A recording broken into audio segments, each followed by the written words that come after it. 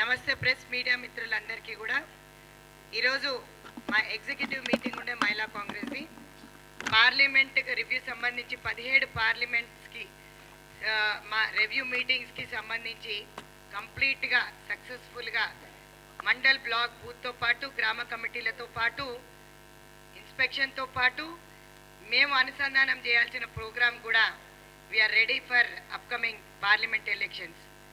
ఇదే కాకుండా పలు అంశాలపైన మతతత్వ రాజకీయాలు చేస్తున్న బీజేపీ పార్టీ కానీ బిఫోర్ మమ్మల్ని అందరినీ కూడా ఈరోజు అప్పుల పాలు చేసిన బీఆర్ఎస్ పార్టీకే కానీ రాబోయే లోక్సభ ఎలక్షన్స్లో చెక్కు పెట్టాల్సిన దిశగా ఏ విధంగా డోర్ టు డోర్ క్యాంపెయినింగ్ వెళ్ళాలి అనేది మా మహిళా కాంగ్రెస్ సోదరుమణులందరికీ కూడా చెప్పడం జరిగింది. దశ దిశ చెప్తూ మహిళా కాంగ్రెస్ ఎగ్జిక్యూటివ్ మీటింగ్స్లో నిన్న మోదీ గారు వచ్చి మాట్లాడడం ఒకెత్తైతే జిఎస్టీలతోటి వ్యాట్లతోటి గ్యాస్ ధరలే కానీ పెంచిన ధరలే కానీ సిలిండర్ రేట్లే కానీ పెట్రోల్ డీజిల్ ధరలే కానీ ఈరోజు నిత్యావసర సరుకులే ధరలే కానీ ఎక్కడ కూడా చిత్తశుద్ధి లేకుండా పెంచుతూ పోతున్నారు. ఇదే కాకుండా నారీ న్యాయ్ భాగంగా ఈరోజు క్రైమ్ అగెయిన్స్ట్ ఉమెన్ అనే దానిపైన సబ్జెక్టు పైన డిస్కషన్ జరిగింది. వాస్తవంగా చూసినట్టయితే అధికారంలో ఉన్న సెంట్రల్ గవర్నమెంట్లో బీజేపీ పార్టీలో ఉన్న ఎంపీలే కానీ ఎమ్మెల్యేలే కానీ ఈరోజు వాళ్ళ కార్యకర్తలే కానీ చేస్తున్న అరాచకాలు ఇంత అంతా కాదు. లైంగిక వేధింపులతో పాటు మర్డర్లు మైనర్ రేపులకు కారణమైన వాళ్ళపైన ఎఫ్ఐఆర్ కట్టడమే కాదు కదా, కనీసం వాళ్ళని ఎట్లాంటి చర్య తీసుకోవడానికి కూడా బీజేపీ ప్రభుత్వం సంసిద్ధంగా లేదు. ఎంత సిగ్గుచేటంటే ఒకప్పుడు మాకు బీఆర్ఎస్తో ఇట్లాంటి గడ్డు కాలం ఉండేది, కానీ ఇప్పుడు అదే మరి బీజేపీ పార్టీతో గడ్డు కాలం వచ్చింది. మహిళలు బ్రతకాలన్నా కూడా ఇబ్బంది అయింది. మా రక్షణ మొత్తానికే కరువు అయిపోయింది అనే అంశం పైన ఈరోజు మాట్లాడాం. కాన్స్టిట్యూషన్ రైట్ అంటారు, 33% అంటారు. ఎక్కడ కూడా పార్లమెంట్లో బిల్లు పెట్టిన తర్వాత 33% మాకు మోక్షం లేకుండా పోయింది. పలు అంశాలు రైతుకు సంబంధించిన ఎంఎస్పి ధరనే కానీ ఈరోజు 6 గ్యారంటీల పైన ఏడుస్తున్న బీజేపీ కానీ బీఆర్ఎస్కి కానీ ఏ విధంగా రాబోయే కాలంలో లోక్సభ పార్లమెంట్ ఎలక్షన్స్లో చెక్కు పెట్టాలో దశ దిశ ఈరోజు ఎగ్జిక్యూటివ్ మీటింగ్లో చెప్పడం జరిగింది. ఇదే కాకుండా మేము ఈరోజు మహిళా దినోత్సవం జరుపుకుంటున్నాం. 6 నుంచి 10వ తారీఖు వరకు ప్రతి జిల్లా అధ్యక్షురాలు ప్రతి జిల్లాలో అవగాహన సదస్సు పెడుతూ నారీ న్యాయ్ సమ్మేళన్ ఏదైతే జోడో యాత్ర రాహుల్ గాంధీ గారు చేస్తున్నారో దాంట్లో భాగంగా మేము మా సమ్మేళనం పెట్టుకున్నాం. నారీ న్యాయ అనే దానికి దశ దిశ లేకుండా పోయింది బీజేపీలో కానీ బీఆర్ఎస్లో కానీ. ఈరోజు కాంగ్రెస్ పార్టీ ఎక్కడైతే ఉందో అక్కడ 6 గ్యారంటీలకు సంబంధించి బస్ ఫ్రీ సదుపాయమే కానీ గ్యాస్ ధరలే కానీ ఆరోగ్యశ్రీయే కానీ ఇందిరమ్మ ఇళ్ళకే కానీ 2500 మహిళలకే కానీ ప్రతి దాంట్లో పెద్దపీట వేసింది మహిళా కాంగ్రెస్ అధ్యక్షురాలుగా ఈరోజు నేను గర్వంగా చెప్పుకుంటున్నాను. ఈరోజు మా ప్రభుత్వం చేస్తున్న దానికి పట్టలేక మొన్న పొన్నం ప్రభాకర్ గారు ఏదో వ్యాఖ్యలు చేశారని తప్పుడు వ్యాఖ్యలు చేశారని చెప్పి రాముడు ఎక్కడ పుట్టాడు అని చెప్పేసి అని బండి సంజయ్ మాట్లాడడం జరిగింది. మీ రాజకీయాలు ఉంటే మీ వరకు పెట్టుకోవాలి కానీ తల్లులను కించపరిచే విధంగా మాట్లాడితే ఖబర్దార్ బండి సంజయ్ అని మళ్ళీ ఒకసారి చెప్తున్నాను. బీజేపీ ఆఫీస్ ముట్టడి చేస్తాం. తల్లులను మహిళలను గౌరవించే సంస్కృతి మీకు లేకపోవచ్చు, మీ పార్టీకి లేకపోవచ్చు. మతతత్వ రాజకీయాలు మీరు ఎంటర్టైన్ చేస్తారు, మేము కాదు. మేము ఈరోజు ఈ పథకాలు అందరికీ ఎస్సీ ఎస్టీ బీసీ మైనారిటీ అందరికీ ఎవ్వరికి తగ్గకుండా ఈరోజు న్యాయం సముచిత న్యాయం చేస్తుంది కాంగ్రెస్ పార్టీ. ఈరోజు ముఖ్యమంత్రి గారని అవహేళన చేస్తారు. గతంలో చేసిన బీఆర్ఎస్ పార్టీ అప్పులే కానీ దాంతోపాటు మీరు ఒత్తాజ్ పలికి ఈరోజు కల్వకుంట్ల కవిత గారిని ఎక్కడ కూడా అరెస్ట్ చేయకపోవడం, ఈరోజు న్యాయం గురించి మీరు మాట్లాడడం హాస్యాస్పదంగా ఉంది. మరి కిషన్ రెడ్డి గారు ఈరోజు వరకు కూడా ఎంతమంది మహిళలకు పెద్దపీట వేశారు?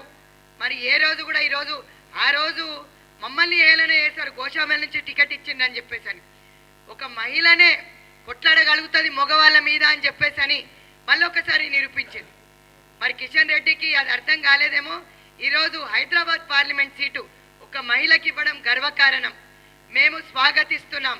కానీ వాళ్ళ గోశామేల్కి సంబంధించిన ఎమ్మెల్యే రాజాసింగ్ గారు మొగోడే లేడా అనే వ్యాఖ్యలు కూడా చేసినాడు. ఈరోజు నిజంగా చెప్పాలంటే మహిళలకు పెద్దపీట వేయడం బీజేపీకి రాదు. మహిళల నడ్డి విరిచి రేట్లు పెంచుతూ ఆదానికి అంబానికి ప్రైవేటైజేషన్ చేసుకుంటూ ఈరోజు మహిళలపైన లైంగిక వేధింపులు చేసేటోళ్ళందరూ కూడా ఈరోజు పార్లమెంట్లో కూర్చొని ఉన్నారు.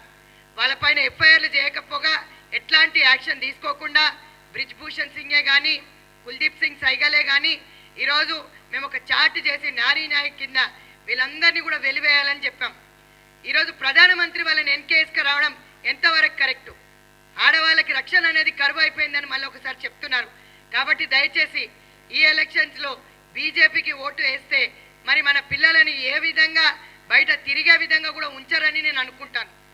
ప్రధానమంత్రి వాళ్ళని ఎన్నికేసుకొని తిరుగుతున్న ఎంపీలని ఎమ్మెల్యేలకి మరి వాళ్ళని బర్తరఫ్ చేయకుండా వాళ్ళని ఎన్నికేసుకోరావడం నేను ఖండిస్తున్నాను. పరివారవాదాన్ని మాట్లాడతాడు. ఈరోజు మేం మాట్లాడడం అంటున్నాడు. నిజంగానే ఒక బరువు బాధ్యత మోసే ప్రధానమంత్రి అయితే ఈరోజు మాట్లాడే పెద్ద ఆయన అయితే మరి చేసిన అరాచకాలకి వాళ్ళని బర్తరఫ్ ఎందుకు చేయలేదని చెప్పి అడుగుతున్నాను. మొట్టమొదటిగా మహిళా కాంగ్రెస్ డిమాండ్ ఏంటంటే వాళ్ళని బర్తరఫ్ చేయాల్సిందిగా కోరుతున్నా. నంబర్ సెకండ్, ఇట్లాంటివన్నిటికి కూడా అమెండ్మెంట్ తేవాల్సిన అవసరం చాలా ఉంది. ఈరోజు ఇంటర్నేషనల్ ఉమెన్స్ డే సందర్భంగా ఈరోజు మేము సెలబ్రేట్ చేసుకుంటూ కాంగ్రెస్ పార్టీ వచ్చిందన్న సంతోషంతో పాటు రాబోయే ఎలక్షన్లో బీఆర్ఎస్కి కానీ బీజేపీకి కానీ మహిళలు ఎవ్వరు కూడా కాంగ్రెస్ పార్టీ తరఫున మాత్రం డోర్ టు డోర్ క్యాంపెయినింగ్ వెళ్తారో ఓటు వేయొద్దని, అన్ని ధరలు తగ్గించాలి.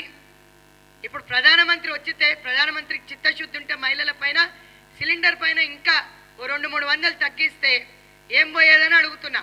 400 ఉన్న సిలిండర్ 1200 చేసిన మోదీకి ఓటేస్తారా అని అడుగుతున్నా మహిళలని.